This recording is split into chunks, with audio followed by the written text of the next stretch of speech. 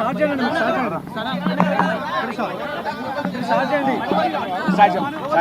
నువ్వు చెప్పమ్మా.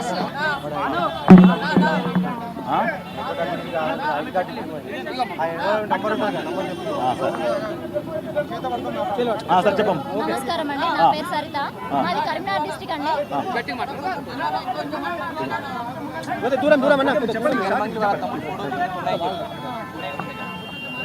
సార్ ఏదైతే ఇప్పుడు గత 6 నెలల నుంచి మేము బాధపడుతున్నామో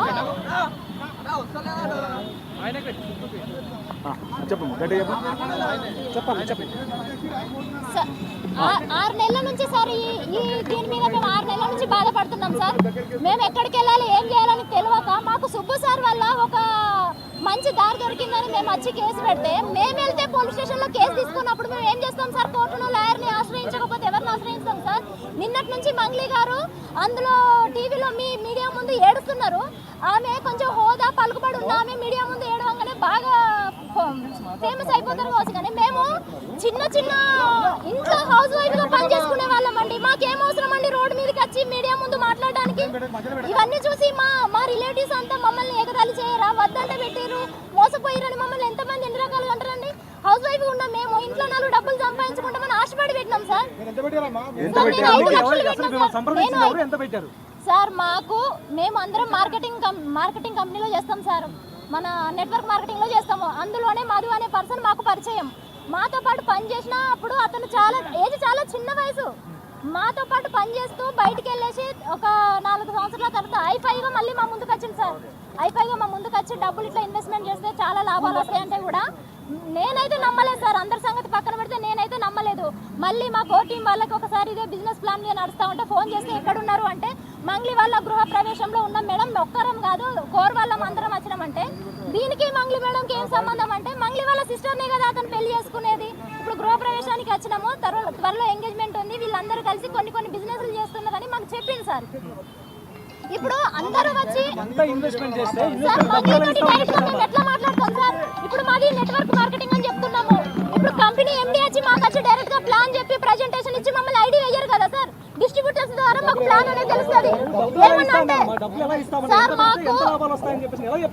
సార్ ఇందులో 5 లక్షల రూపాయలు ఇన్వెస్ట్మెంట్ చేస్తే ఫస్ట్ లో మాకు 5% ఇస్తా అన్నారు సార్. తర్వాత 5% కాస్త ల్యాండ్ ఇచ్చి 200 స్క్వేర్ యార్డ్స్ ల్యాండ్ ఇచ్చి మాకు రిటర్న్స్ ఇస్తామన్నారు సార్. అందుకు మేము ఆశపడ్డాము. ల్యాండ్ ఇచ్చి రిటర్న్స్ ఇస్తామంటే ఆశపడి మేము పెట్టినాం. మాతో పాటు ఇంకా చాలా మంది పెట్టింది సార్. ఇప్పుడు వచ్చేసి గత కొన్ని రోజులుగా మధు అనే పర్సన్ మాకు కాంటాక్ట్ లో లేడు. అతనికి ఎన్ని మెసేజ్లు పెట్టినో చూడండి. మధు అనే పర్సన్ కి ఎన్ని మెసేజ్లు పెట్టినో చూడండి, ఒక్క మెసేజ్ కి రిప్లై లేదు అతని దగ్గర నుంచి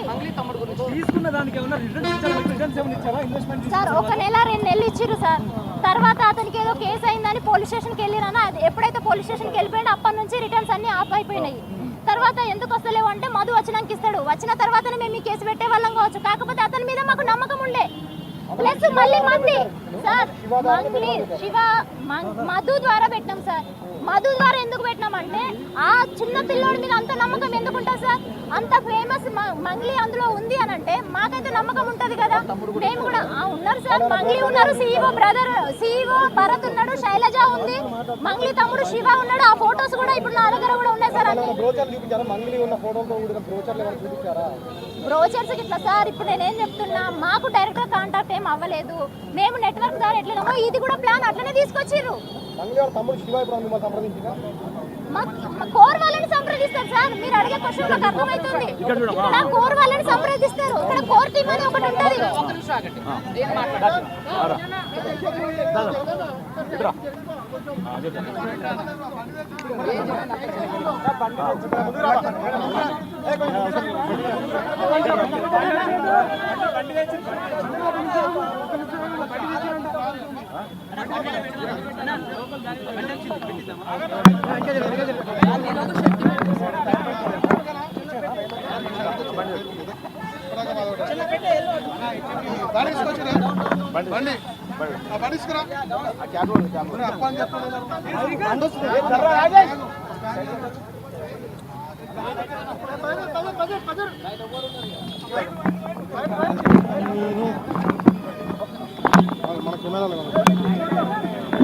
మన సెంటర్ స్టాండ్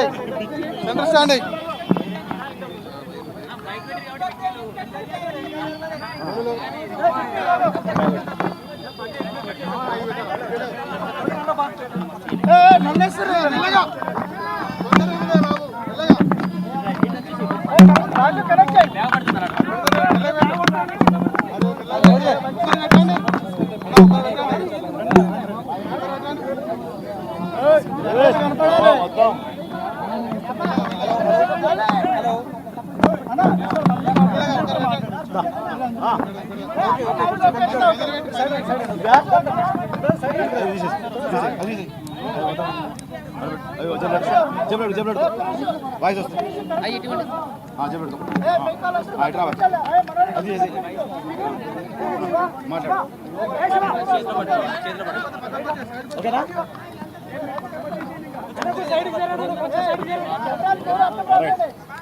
దమ్మా మేడం మీరు కూడా రమ్మా మీరు కూడా మాట్లాడు సాజీ చేలోడు పెద్దగా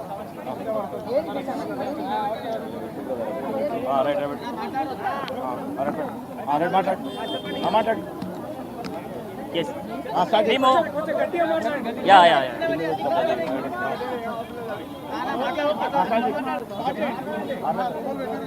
మేము సిమెంట్ ఫ్యాక్టరీ దగ్గర డోన్ దగ్గర సిమెంట్ ఫ్యాక్టరీ అని ఉంది. ఆ సిమెంట్ ఫ్యాక్టరీ దగ్గర కొండానికి వచ్చాడు. ఆ కొండానికి వచ్చినప్పుడు మా మంగ్లీ గారు వాళ్ళ ఊరు గుత్తి నుంచి జొన్నగిరి వెళ్ళే రోడ్లో ఉంటుంది. ఆ తాండకి నేను మధు వెళ్ళాము, వాళ్ళ ఇంటికి వెళ్ళాము. వాళ్ళ ఇంటికి వెళ్ళిన తర్వాత అక్కడ శివ ఉన్నాడు. శివ హనుమాన్ టెంపుల్ వాళ్ళది హనుమాన్ టెంపుల్ కూడా వాళ్ళది. అక్కడ పోయి మేము కూర్చొని మాట్లాడుకున్నాము. ఈ విధంగా బిజినెస్ ఉంటుంది, ఇలా ఉంటుంది అంటని మళ్ళీ సిమెంట్ ఫ్యాక్టరీ దగ్గర తీసుకొని సిమెంట్ ఫ్యాక్టరీ అంతా చూపించాడు. శివకి మేము చూపించేసినాం. అక్కడ నుంచి మళ్ళీ అదంతా చూపించుకున్న తర్వాత వీళ్ళంతా మా టీం ఎవరైతే ఉన్నారో వీళ్ళందరికీ వచ్చి శివ పరిచయం అయినాడు అందరికీ. ఈ బిజినెస్ని బాగా తీసుకెళ్ళండి, బాగుంటుందంటని మాట్లాడుకున్నాడు. అక్కడ నుంచి మళ్ళీ అక్కడ మద్దిలేటే స్వామి అని ఉంటుంది. ఆ మద్దిలేటే స్వామి టెంపుల్ దగ్గరికి, లక్ష్మీనరసింహ టెంపుల్ దగ్గరికి వెళ్ళి అక్కడ మళ్ళీ మన సిమెంట్ ఫ్యాక్టరీ దగ్గరకు వచ్చేసి చూసుకున్నాం. అప్పుడు వాళ్ళు చెప్పింది ఏంటంటే బిజినెస్లో పెడితే ఎక్కువ లాభాలు వచ్చేస్తాయి, మీరందరూ గ్రోత్ అవుతారు, మీ అందరికీ అన్ఎంప్లాయ్మెంట్ ఉంటుంది, ఈ ఫ్యాక్టరీ వల్ల ఎంతోమంది జీవితాలు బాగుంటాయి అంటని వాళ్ళు మాట్లాడుకుంది. అక్కడ కూడా ఎందుకు ఉన్నిందంటే ఆడ ఉండే ప్లేస్ ఎవరైతే వాళ్ళ దగ్గర ఉన్నారో మంగ్లీ గారి వాళ్ళ ఊరు ఎక్కడ దగ్గర ఉందో ఆ దగ్గర ఉంది కాబట్టి ఆ ప్లేస్లో అక్కడ కొనడం అని జరిగిందండి. అండ్ తర్వాత మేము మంగ్లీ గారి వాళ్ళ ఫ్లాట్కి వెళ్ళాము. వాళ్ళ ఫ్లాట్కి వెళ్ళిన తర్వాత కోకాపేట దగ్గర ఒక ఫ్లాట్ ఉంటుంది, వాళ్ళ అపార్ట్మెంట్ ఉంటుంది. నేను మా కోరు వాళ్ళు ఒక నలుగురు వెళ్ళాము అక్కడికి. మధు ముందు సీట్లో కూర్చున్నాడు, నేను డ్రైవ్ చేస్తున్నా. మంగ్లీ గారి చెల్లెలు చిన్న అమ్మాయి, ముగ్గురు వాళ్ళు అక్క చెల్లెళ్ళు. చిన్న ఆమె వచ్చిన తర్వాత సార్ తెలుసా నన్ను అడిగాడు. తెలుసు అంటే చెప్పింది ఆమె. నేను ఇలాగా వాళ్ళ భాషలు కొంచెం మాట్లాడుకున్న తర్వాత నేను చెప్పా, అమ్మ మా మధుని బాగా చూసుకోండి, బిజినెస్లో ఎక్కడంటే ఎక్కడ తిరుగుతుంటాడు, రాత్రి పగలు తిరుగుతుంటాడు అంటే నేను బాగా చూసుకుంటాను సార్, నేను బాగున్నందుకే నేను చెప్తున్నందుకు అట్లా ఉన్నాడంటేనే ఆమె స్వయంగా మాకు చెప్పింది. వాళ్ళ మంగ్లీ గారు వాళ్ళ చిన్న చెల్లెలైనా ఆమె మాకు చెప్పేసింది. తర్వాత మంగ్లీ గారు వాళ్ళ ప్లాట్ వాసవి ట్రెండ్స్ అని ఉంది. వాసవి ట్రెండ్స్లో 15వ ఫ్లోర్లో మేము దాదాపు 6-7 సార్లు మేము అందరం వెళ్ళాం. అక్కడ వాళ్ళకి మ్యూజిక్ చేసే వాళ్ళ బ్యాక్గ్రౌండ్ కానీ ఒక రూమ్ అంతా వాళ్ళకి సపరేట్గా ఉంది. అక్కడికి వెళ్ళిన తర్వాత చూసాం వాళ్ళని. వీళ్ళు మంగ్లీ గారు ఎప్పుడైతే చెప్పారో ఆ భూమిది కానీ లేకుంటే ఇంకొకటి కానీ వాళ్ళ మధు ఎప్పుడైతే చెప్పాడో అప్పుడు ఇన్వెస్ట్మెంట్లు ఎక్కువ రావడం జరిగింది. ఇది జరిగింది. ఈ కేసులో డైరెక్ట్గా ఎప్పుడైనా మంగ్లీ గారు ఇన్వాల్వ్ అయ్యారా? లేదు, మాకు బ్యాక్ ఎండ్గా ఉంటూ వాళ్ళు చెప్పింది మేము వాళ్ళ ఇంటికి వెళ్ళాం. మేము మంగ్లీ గారు మీకు ఒక హామీ ఇవ్వడం కానీ మిమ్మల్ని మీరు అప్రోచ్ అవ్వడం కానీ ఇందులో డైరెక్ట్గా ఆమె ఇన్వాల్వ్మెంట్ ఎక్కడన్నా ఉందా? డైరెక్ట్గా అక్టోబర్ 2వ తారీఖు దసరా రోజు ఒద్దిపట్ల విలేజ్లో ఆ రోజు ఎంగేజ్మెంట్ ఉంది. ఆ ఎంగేజ్మెంట్కి వచ్చేస్తుంది, అప్పుడు కనపడుతుంది అంటే వాళ్ళు చెప్పడం. మంగ్లీ గారి వాళ్ళ తమ్ముడు శివ మాతో పాటు గట్టిగా నిలబడ్డాడు. శివకి ఇన్వాల్వ్ లేనప్పుడు ఇదే కేసుకు సంబంధించి సిసిఎస్ లోను ఏసీపీ లోను కేసు ఆల్రెడీ వేయడం జరిగింది, అందులో రన్ అవుతుంది. అవును. సో మరి పంజాగుట్ట పోలీసులను ఆశ్రయించడానికి గల కారణం ఏంటి? అయితే